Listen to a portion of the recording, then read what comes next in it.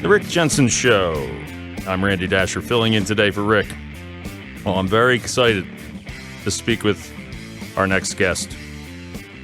Jess Margera is a really good drummer, and he's a rock star, believe it or not. No, he is. He's awesome. He's in this band that you're hearing now. I'm using as the bumper music. I made it into a loop, so I'm not talking over lyrics right now because I hate when talk radio guys talk over lyrics. Too distracting. But hey, without further ado, let's get to Jess. Jess Margera. How are you, man? How goes it, brother? It goes great. It's especially wonderful to get to talk to you, man. Everyone in the BAM universe is so generous with their time. I mean, even back when I was on another station, you guys are always super generous with your time. You're like so devoted to Westchester. You never forget your roots, so I appreciate that. Yeah, you know, I did the thing. I moved to LA for a bit just because I was sick of flying there all the time, and I couldn't wait to get back here. LA's not for me. Yeah, you probably live about 10 minutes away. This radio station's like right behind Concord Mall on Shipley Road. But oh, right, okay. Yeah, with it's the same building that has 93.7. It's the same company owns a whole bunch of stations, but that's in the studio or down the hall from me here. So that great big monster signal, not exactly the type of music I like, but hey, not everybody likes the same stuff. So I like CKY. So right on, man. I appreciate that. How good is that Ron Paul clip you played, dude? Oh, did you like that? Yeah. Thank you. I mean, it's pretty crazy. A lot of people listen to that and just fell on deaf ears. You know, it's nuts. Yeah, I actually get like a little emotional, like when I hear it. I mean, like it's just, I don't know. He's speaking like such truth.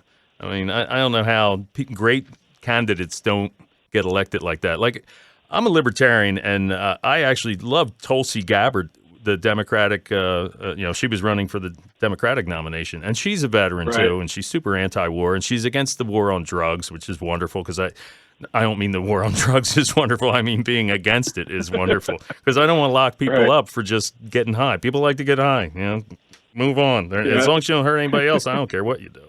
But right. So you were on tour. Where, in Europe when this whole coronavirus came into play? Yeah, I was over in Ireland, England, and Scotland. I think there was a Wales show too, and it was starting to get pretty crazy. And I came home, and that's when the S hit the fan or whatever. Thank you for being radio friendly. Yeah, I got small kids, so I'm used to altering. Oh, good. Cool. You're a professional. Yeah. So you had actually your band went through something a bit challenging. It had to be, I can only imagine, right before the coronavirus thing. And I got to ask, well, your bass player left the band. I saw the guy's tweet or wherever it was released on social media. And it really seems odd to me because when I watched, you guys made a video for Days of Self-Destruction off of your album, The Phoenix. And the song is phenomenal. And I appreciate it, man. It's so good. And and I love Chad I. Ginsberg's vocals. I mean, he sounds amazing. And what's I watched the video and then I start scrolling through the comments, and then a lot of people are positive, and then you'll have it doesn't sound the same without Darren, and it's like yes, it's different. You know what? At least CKY fans should be so happy. One of my favorite bands is a band called Soul Coughing, and they broke up in 2000. And I never got a chance to see them. And I would love nothing more than if half the Soul Coughing crew members started a band or kept the name, and then the lead singer went and started his thing, and there were essentially two different bands. At least CKY fans have that opportunity. You guys kept the name. You keep the thing going. You're so fortunate to have essentially Chad, I guess, was like a backup singer who is now the front man, and he's great. I mean, he's phenomenal. Yeah, he's always been a great singer. He just didn't want to be stuck at a microphone, because he's busy jumping off his amp and stuff. Yeah. He does put on quite a show. Finally coaxed him into, taking over singing, and he's killing it, man. It's great. He totally is. Now, yeah. But now, when I spoke with you before, when I was on another station in Westchester, one day I'm just sitting there. I think it was 2008, November 2008. I'm sitting there doing my dopey show back then. And all of a sudden, I can feel the door opening behind me. I hear a little murmuring out there. And I turn around, and it's you standing in my studio, totally unannounced. And, it was awesome to see, like, a band member of one of my favorite bands, like one of a lot of people's favorite bands. I mean, you guys have super crazy mega fans out there, and rightfully so, because the band is that good. So you're standing behind me, and you come in, and the whole reason you came in is because I guess you were listening to my station by accident, because it was an AM station, and you had a 67 Cadillac? I still got it. Oh, wow. Yeah, and you only had the original AM, which good for you for not cutting up the dashboard. FM was an upgrade, and the guy didn't get it. So well, AM. In 67, though, that's kind of common, because FM was so new that people, it's a fad. It's not going to take off. It's kind of like. So if I never bought that car, I might not have known about your show, Exactly. So it worked out. Yeah, because I was playing, after I ran that station essentially towards the end, into the ground. No, but I did the morning show, and then I loaded it with alternative rock, because the big alternative rock station in Philly at that time had just flipped format, and there were 0 alternative rock stations. So I was like, what a golden opportunity to at least try to put something out there, Actually, Chad and I were there. If you're talking about YSP, we were there the day they switched over to talk. Oh, wow. Oh, yeah. It was pandemonium, man. Like, the office was going nuts, and here we are promoting our album at the time, and it's just chaos around us. Everyone was just freaking out, Now, why were you there? You had an interview scheduled with someone that was on there, like a music show, or were you scheduled for a talk show? I think we released, I want to say maybe Answer Can Be Found, and we were there promoting the album on, I think it was maybe Tommy Conwell's show or something. And, right when we got to YSP, that's when they announced to all the workers that they're switching over to talk, and the place was nuts. Only in radio does that happen, because these things happen at stations I've worked at. I've been the guy who's been let go when there's been a major format flip. They're not very good with giving you warning. No, I guess they figure somebody's going to go on the air and start cursing or something, and no one would do that because they want to get another job in radio. So they have to realize that you don't have to worry about that. Only one nutcase is going to do that. I don't know why they were. Yeah, that's when they switched to. I guess they were trying to compete with satellite, because I guess Stern went to satellite, and they went, hey, you know what we'll do? We'll call it free FM. I see that took off for a while. Now it's sports, stupid sports. Oh, man. Yeah. And I hate sports talk. I mean, well, I think they need to stay healthy during the off season. Do they? You think? I thought cancer helped pitching. It's so stupid. But it's all the same like calls. When I turn on sports radio, which isn't very often, it's they're gods if they're winning, and if they're losing, then they're the worst humans on the planet. Yes. With no in between. Yeah. Yeah, they're so fair weather fans. All right, so you're touring. This is before coronavirus, and you have a bass player, Matt Dees, and one thing I found when I watched you making, like, your video for Days of Self-Destruction is filmed out, was that in Las Vegas or Nevada? No, I was at Rancho de la Luna. It's like this studio in Joshua Tree, California. It's like, I always call it the Abbey Road of the desert, because like a lot of the, Caius, Queens of the Stone Age, bands like that I really like. That's where they made all their early albums and stuff. Oh, okay. So, yeah. It's basically Dave Ketching's house, and he's got amps in his bedroom, and my drums are set up in his dining room, and but it's like a legendary spot. Like, if you've ever seen that Dave Grohl thing on HBO, Sonic Highways, they go to Dave's place, and the Foo Fighters jammed in there with Joe Walsh from the Eagles. Oh, wow. And it's like, this whole Foo Fighters production with Joe Walsh there, and they're in this tiny little kitchen, cutting guitars. Yeah, it doesn't look like hilarious. the typical studio with the glass booth, and I just saw you guys sitting on like couches. Yeah, there's like keyboards and amps and everything, like in every nook and cranny of the house. It's hilarious. Well, when Anthony Bourdain shot a thing there too, which I was like, of course I was starstruck, like Joe Walsh was here, blah blah blah. But I'm cooking breakfast and I'm more like fangirling over the fact that Anthony Bourdain made risotto on this stove. Yeah. Oh, that's the guy from the Food Network that took his life. That guy? Yeah. That's it. It's a bummer, man, when you hear that. All the Chris Cornells and the Linkin Park singer Chester and all that. It's like, to have it just all to show you, like you can have like tons of fans and just have a great career and everything's great, but sometimes depression just hits you too hard. Yeah, it doesn't matter. Doesn't matter. It's you could have all the money in the world, even if you got it all. Yeah, all the women you possibly want to be with, and all the drugs you want, or whatever, and all the cool cars you could buy, and still, I guess depression's a real serious matter. So when I interviewed you before, you mentioned that the bass you didn't back in the day. You wouldn't have a bass player record with you because the recording studio time costs money.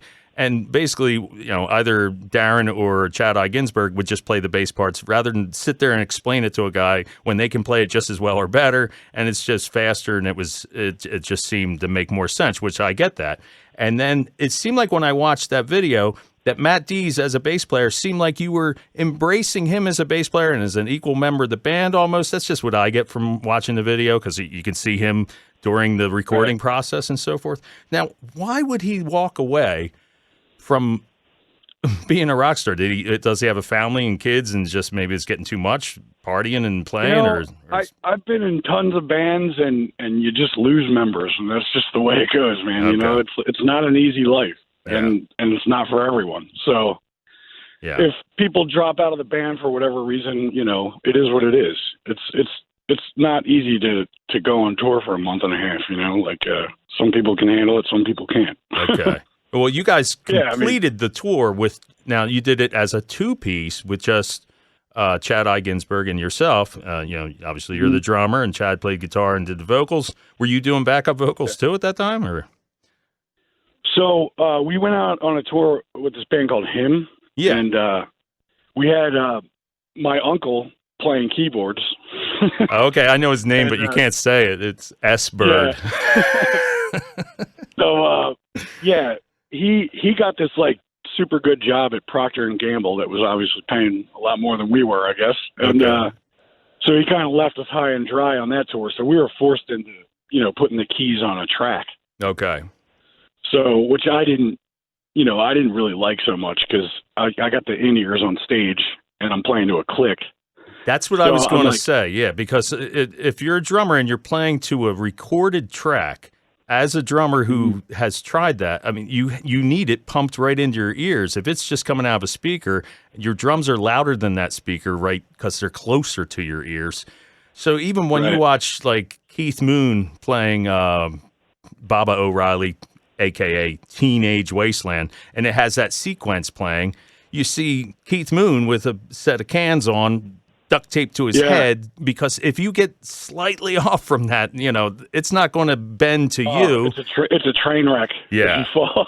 Yeah. Yeah. All even after Keith, Eminence front, they got that loop playing. Yeah, you got to put the headphones on. Okay. Because I jam with some guys, and it's just a loose, fun thing in my friend's basement. His house looks like Tony Soprano's house, so there's drums already there. There's a PA already there. I show up with sticks, and we drink tequila and have a great time. It's right over there in Downingtown, between Downingtown and Westchester. And I'll give you the address. You should come over. But it's a blast. But sometimes the guy who owns the house will take his phone and plug it into the PA speaker and start playing. And I just sit there And people are probably thinking, like, why is he not playing? Well, it's because unless I have a headphone feed, it's going to be a train wreck. I can't play. As soon as I hit the drums, I'm louder now than whatever song we're playing along to. Especially cymbals. Cymbals are really loud. Yeah. So I just sit there, and they look at me like, well, why aren't you playing along? It's like, because I need to hear it. I need to have it pumped in my ears. Tell you what, put the speaker right next to my ear, and then we'll talk. So that had to be challenging for you. So do you have a new bass player lined up, or? Yeah, we're the next tour we do, which we're now booking summer 2021. Yeah. We're looking to find somebody new. Can you play bass? I'm terrible. Oh, okay, so am I. I was Dad hoping is like one of the best bass players I've ever seen, though. It's crazy. Like I'm almost tempted to, try and talk him into going the Lemmy route. Oh, what do you mean by the Lemmy route? Bass, play bass and sing. Oh, I got you. Oh, then that would leave a guitar area open. Right.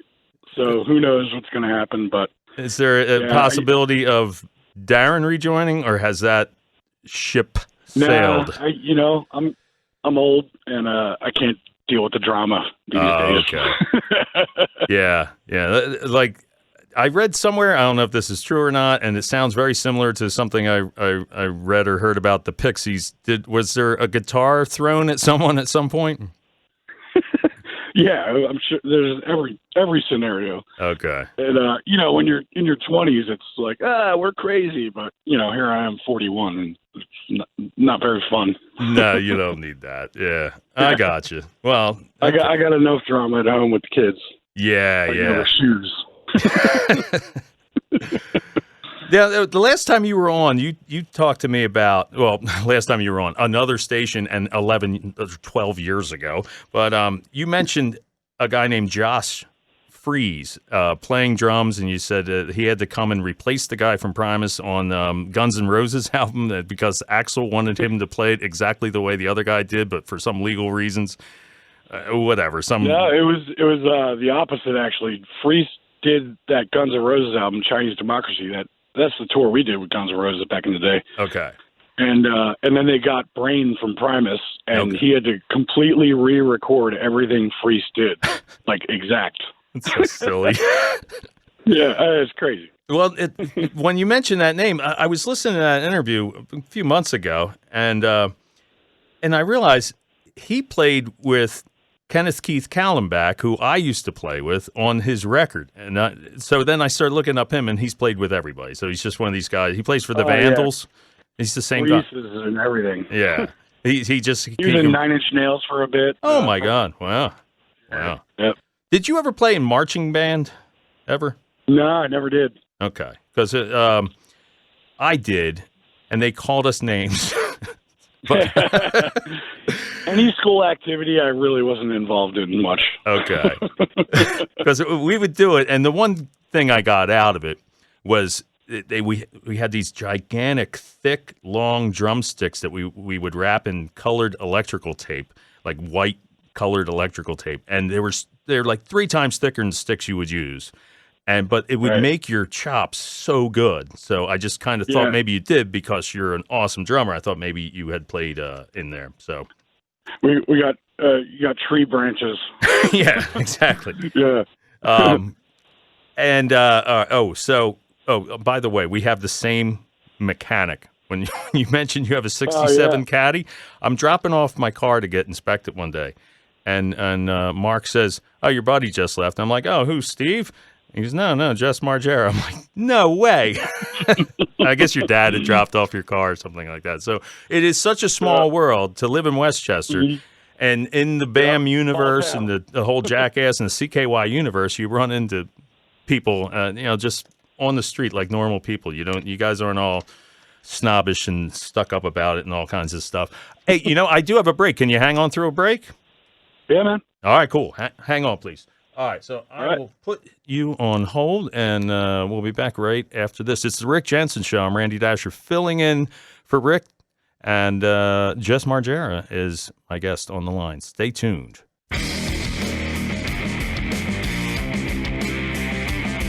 The Rick Jensen Show on AM 1150 and 101.7 FM WDEL. Yes, the Rick Jensen Show continues here. Randy Dascher filling in today for Rick Jensen.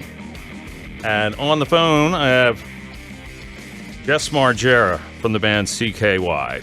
And hello. I just got to kind of warn you that I'm coming up on another break, too. But I would like to, I mean, I understand your time is valuable, but if you can hold through the next break, you could actually walk away from your phone if you needed to do anything, if you can hang through it. It's entirely up to you. Why don't you promote something? Do you have something that you're promoting while all this is going on? Or I saw you posted something on Twitter. As you were saying earlier, it's pretty tough on the crew guys. Because touring is basically their only income.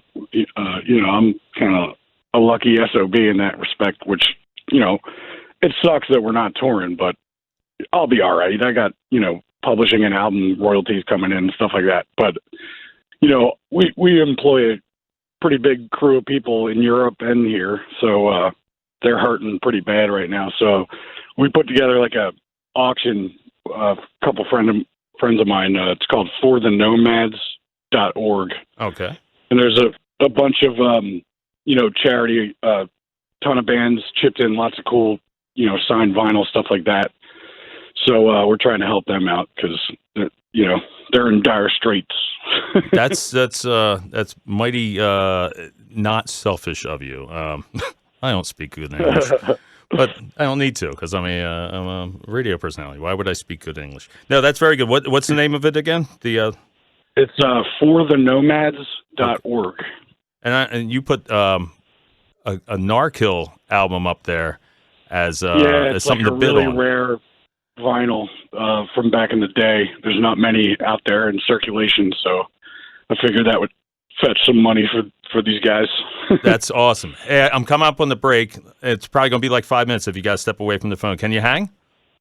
Yeah, absolutely. All right, awesome. All right, it's the Rick Jensen Show. I'm Randy Dascher filling in today for Mr. Jensen, and we'll be back right after this. The Rick Jensen Show on AM 1150 and 101.7 FM WDEL. Yes, the Rick Jensen Show continues. I'm Randy Dascher, a.k.a. Producer Randy from the Rick Jensen Show, filling in today for Rick on this Memorial Day.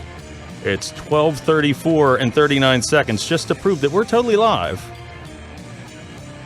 And on the line, I have the very generous with his time, Jess Margera. Thanks for holding through the news. I'm actually working now at a real station compared to the station I worked at before. So we actually have things called sponsors and news and stuff. So,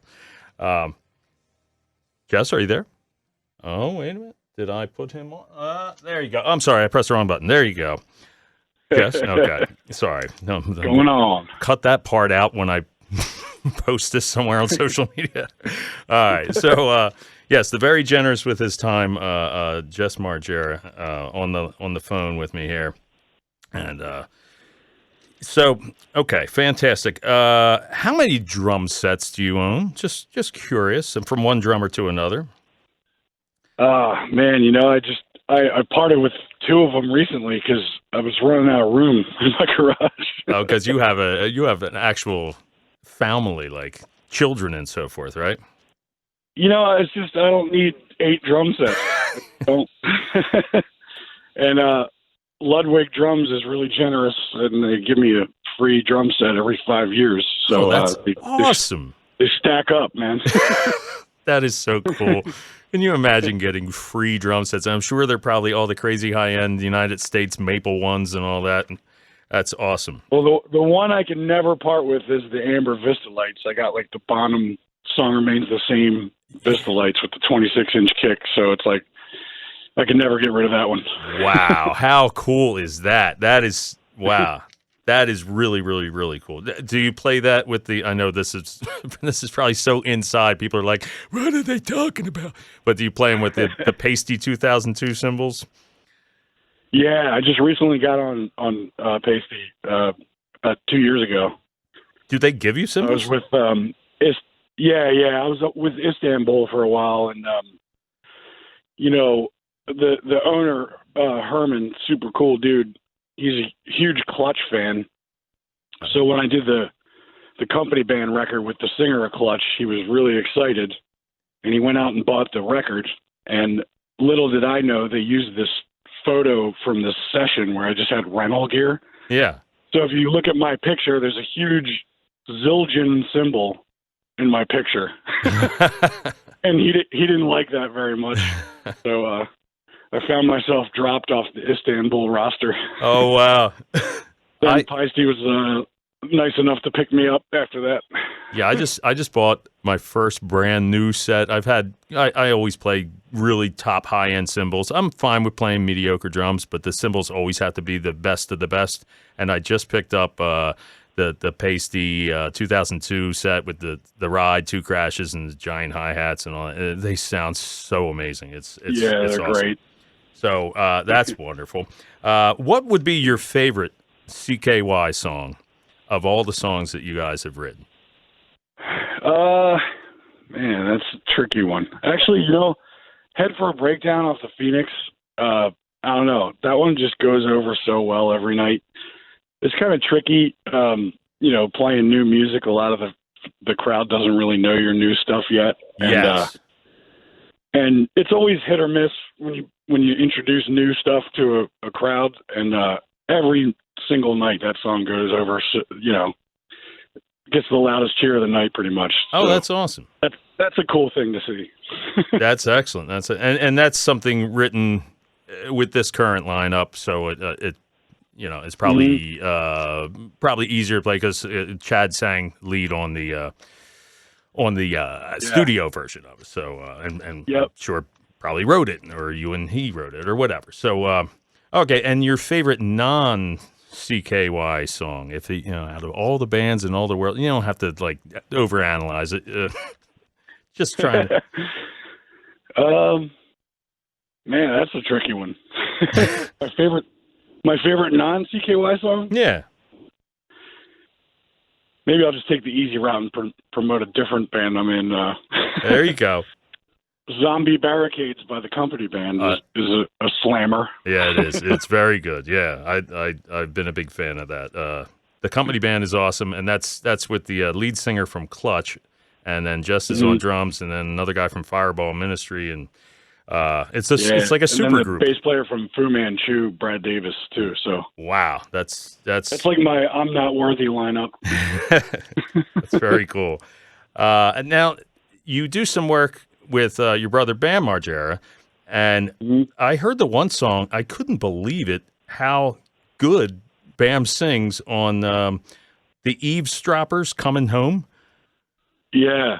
It's surprisingly good. It's like, I know his work with the I can't say the name of the band, Fuckface Unstoppable, right. And I love that song too. But that's more of like shocking and comedic, where the Evesdroppers is like, I don't know, it's like classic kind of bluesy. I don't know what I would describe it as, but his vocals are phenomenal. I was just as shocked as you were when we were doing that record because like you said, the other band is more hardcore kind of punk rock, screaming, yelling, which I know Bam could hit out of the park. Yeah. But I didn't know he could sing. Now, when I posted this on my Facebook feed that you were coming on, I'm looking around for an image I can use, and some of them will say, like, subject to copyright, so I didn't want to use any of them. I don't need any issues. So I saw one, and I'm like, oh, what a great picture. It's you sitting, in a room, and you're holding a pair of sticks. And I look, and where it was taken was Modern Drummer magazine, and I had no idea you were actually in Modern. Like, when I was a little kid, that's the first... I started playing when I was about 8. That's the first magazine my parents paid for the subscription. It came to the house. I got so excited. I think it's a bi-monthly, or back then it was. And I would go out to my mailbox, and it's like the only magazine I would pretty much read from cover to cover. And how cool is that you were in Modern Drummer? What year did that come out? I don't know. I've been in like a bunch of Ludwig ads and stuff like that, and I told the story before, but I took lessons at Taylor's right in Westchester. Yeah. This guy John Simone, and I haven't seen him in years. And I bumped into him at the coffee shop or something, and I was like, "Hey, how you been, man?" This guy's a shredder. You could still shred me at 70 whatever years old with a cigar in his mouth. You know? Yeah. And he's like, you know, you owe me a new laptop. And I was like, huh? He's like, yeah, I spit coffee all over my my laptop because I was reading Modern Drummer. I saw a Ludwig guy with you, and you were my worst student. And I was, man. It's tough. He's trying to teach me, you know, like the Ted Reed syncopation, you know, stuff like that. I'm like, I just want to play Guns N' Roses, man. Yeah. I had a teacher. Paradise City. Yeah. I had two different styles of teachers. One teacher is like you could bring a record in and he'd play, and then 29 minutes later he pushed you out the door and another kid came in. And then I had another teacher that I was his only student. He was all doughed up anyway. He didn't need the money. My parents were paying like $5. It was supposed to be a half hour. I would walk up to his house at 11. I wouldn't get home till like 12:45. The guy would teach me all this Buddy Rich syncopated stuff, and I got so much better over the one summer that I made snare drum my first year, which is a big deal when you're in a freshman in East High School to make snare drum.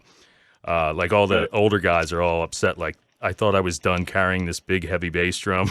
Now I got to carry another year because this young whippersnapper comes in here. I was reading other things about you. You pressured. You were very persistent to get your first gig. You opened up for G Love and Special Sauce for your first gig. Yeah, that's amazing. I love that band. Yeah, it was a pretty cool first gig, and the thing with that was this guy Brian Dilworth, who just passed away, actually. He was the big promoter in Philly, and I you know, this is back in the day when it was still dial-up computer, you know, and this computer I had would send faxes. Yeah. So I sent him a fax every day, like, book my band. And, you know, I'm just this little pipsqueak, you know, fresh out of high school trying to get a gig in Philly. And he finally called me after like a month of everyday faxes. And he's like, if I book you with G Love and Special Sauce, will you stop sending me? It's like, yeah, done. Wow, that is so... That was a pretty cool first gig in the city, you know, when I was like 17 or 18 years old. Was that with CKY or like Foreign Objects or... Yeah, we weren't called CKY yet, though, I don't think. But, yeah, it was Oil CKY. or something you were called for a while? Yeah. Okay. Yeah, we went with that name for a little bit, and I think some other band had it, so we had to change it for good reason. We were the New Oil. It's like the New Originals. Yes. Everything goes back to Spinal Tap with every musician. Yeah. I have to send a personal message out. When I posted on Facebook, Ed Hanna said, tell my former employee he's still one of the best. So I promised him I would say that. I guess you did some work with Ed at one time or another, and now you're a big rock star. Yeah, I worked. He hired me to cut down trees when I was recording Volume 1. That's like how I paid for Volume 1. Wow. That's amazing. Yeah, here you are recording an album that sold, I don't know, you had a hit that was number 38 on the charts, I believe. You know, I think Volume 1 is gold at this point. Wow. But I don't think I'll ever get a frickin' thing on my wall because it's been released by like 4 different record labels. Oh, wow. And a lot of the sales weren't like tracked, you know, because when that album came out, we sold probably 50,000 copies in like skate shops and surf shops, not even traditional record stores, you know? Wow. That's entirely different than every other band does it. But it appeared to work for you guys. We finally got picked up by Tower Records. Remember Tower? Oh, yeah, the store? Where they... Yeah. They finally picked up the album, and then we started getting sales counted. So. Oh, okay. Wow. Yeah. That's awesome. One of the neat things about living in Westchester is you and your brother and the whole BAM universe, CKY universe, the Jackass universe, that you guys all film stuff around there. And the one day I'm walking through Aldi in Westchester. I don't know if you've ever been there, but I'm walking around there and I'm like, I see a woman. I'm like, man, she looks familiar. I'm with my wife and we're walking around. And I pass her again because it's a smaller store. It's like half the size of a giant or something. And so I pass by her again. And I look at her and I go, I know her from somewhere. And now I'm looking like a stalker because I'm trying to figure out, when you see somebody that, I'm like, did I work with her? So finally it dawns on me. She's the lead female role in Haggard. Right. So I'm pushing my cart back, and I run back with it because when you put your cart back, you get your quarter back. Like you put a quarter in it, and then when you return it, you get your quarter back. And a lot of times, I'm a thrifty guy, so that's why I'm shopping at Aldi.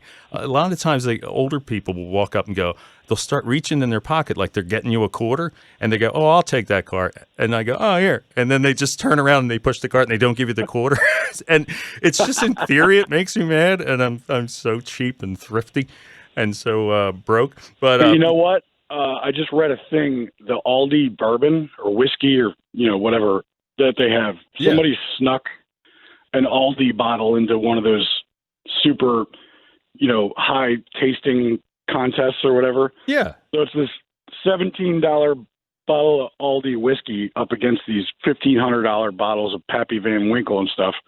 And the Aldi one won. That's amazing. I got to tell you, and I don't want to sound like I'm doing a commercial because I'm not, and we're not doing.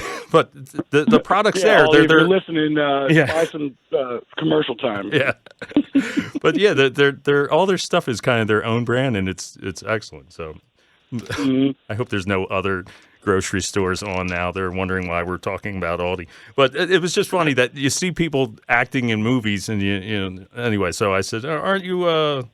Weren't you in Haggard? And she's like, "Oh yeah, thanks." And I'm like, "Yeah, that was an awesome performance." Anyway, so I don't want to hold you up all day with talking about just local stuff from Westchester. But why don't you plug that thing you're doing where you're trying to help out the vendors and the people that have smaller jobs in the rock world? Yeah, like I said, it's our touring crew, and they're only income is pretty much touring, which obviously there's 0 tours right now. So Frank Vanelli, a tour manager that we've had, put together this thing called forthenomads.org. And there's a bunch of cool bands that donated, signed vinyl and tons of cool stuff and for auction to help out these guys while they're trying to figure out how to survive.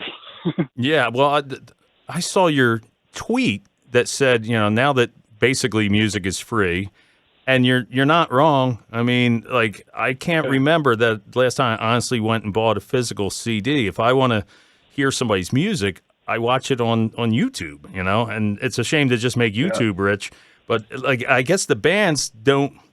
You could try one approach and go, all right, copyright, take that off of YouTube, and then other people just sneak a bad version of it on there. So I think what the bands decide to do is like, we might as well put out our own official version of it, so at least the sound quality is as good as it gets, instead of some guy in his basement who might take the volume level and make it way distorted or make it too low, and they put it out and somebody goes, "Oh, listen, that's a crappy band. They can't even mix a record." When meanwhile, the sound that CKY has been getting forever, and I'm assuming that's Chad I. Ginsberg producing all your sound.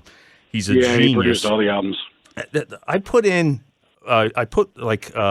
your stuff into Cool Edit. I took it from the CD, and I put it in. I ripped it and then put it in, and I sold it at a flea market. No, I put it in into this program called it's to manipulate audio. Cool Edit, and I opened it up, and your stuff, like the size of the look of the wave of the file is it's just filled up higher than any other music I ever hear, and it's not distorted. So whatever Chad I. Ginsberg does is brilliant. Your records sound amazing, and he has a knack for making it as loud as possible without it clipping. He's like the best car painter. I used to paint cars. The best car painter paints a car that's just about to run but doesn't, and that's the best, wettest paint job you can do. Like, you can't be afraid to push the paint on. That's what I'm picturing Chad I. Ginsberg is doing, is seeing how loud he can get it right before it distorts. And your records sound amazing. So my hat's off to you, man. You guys are awesome. He's a tortured soul, man. When he mixes a record, it's a lengthy process, and he drives himself nuts. But the results are always great. So they always are. And I'm a guitar owner. I own several guitars, but I'm a really lousy guitar player. But I'm fascinated by the actual instrument. You know, I'm just fascinated by them. So I found a piece of equipment and I bought it, and they don't even make that piece of equipment anymore. I went out and found it because I just wanted to be allowed, able to sit down in my basement and imitate the CKY sound. I won't say what it is because it's top secret. You were saying last time, like, people would come up from other bands, go, "Hey, how do you get that sound?" And you're like, "Why would we tell you?" You guys had this unique sound. I've seen Chad do interviews with Guitar Player magazine and just make up a bunch of stuff. Oh, good to throw them off the scent. Yeah, like that. I see these things called rig rundown. There will be videos, and the guy will be like, "Oh, I have this pedal, and I have that pedal, and I have that pedal." Well, the sound you have is because of a certain piece of equipment, and that's not the only thing, but it's a big help. Because Chad recently did one of those rig rundowns, and I think he plugged 2 cords into a Domino's pizza box. And he's trying to convince the guy that there's some kind of magic that happens when you do that. That's so awesome. And I got to go to a break real quick, but what's the largest venue you ever played? Because I know you guys will do some of these arena shows where there's several bands, so you get to be in front of maybe even a bigger audience than you're typically, not that your audience is by any means small, but what's the biggest venue you've played? We just did Download Festival in England recently, and 150,000 or something. Wow, that's amazing. It's crazy. Wow, it's like as far as you can possibly see. It's just people. That's amazing. And I mean, at that point, if you're in the back, the jumbotron probably looks like a little tiny thing. Yeah, like a little teeny TV. Yeah. And I understand you're an uncle now. Congratulations. I don't know if you were an uncle before with other relatives, but no. Bam and his wife had a son, and that's awesome. Congratulations. And, pretty weird where they call me Uncle Jesse. I just have flashbacks of Full House. Oh, man. That's great. Well, Jess, man, I really, really appreciate you calling in. Absolutely, man. You're super generous. Great to talk to you, man. It's awesome. We'll have to hang out at our mechanic's garage sometime. Definitely. I got to take the caddy in, actually, right now. It's weak and something. All right, cool. Thank you so much, Jess. You're the best, man. Take it easy, man. Good to talk to you. Good to talk to you. Thanks. Well, I want to thank, once again, Jess Margera for being so kind. Call in. And good guy. Very, very good guy. Lightning strikes twice at the Margera household. Bam with his movies and stuff, and Jess is a rock star. His parents should have had 20 more kids. It's amazing. All right, stay tuned. The news is coming right after these words. WDEL Wilmington, WDEL FM Canton, WSTW HD2 Wilmington. Live from Wilmington, Delaware, your on-the-go news source. On air, online, and on your phone. WDEL and WDEL.com. Delaware's News Radio.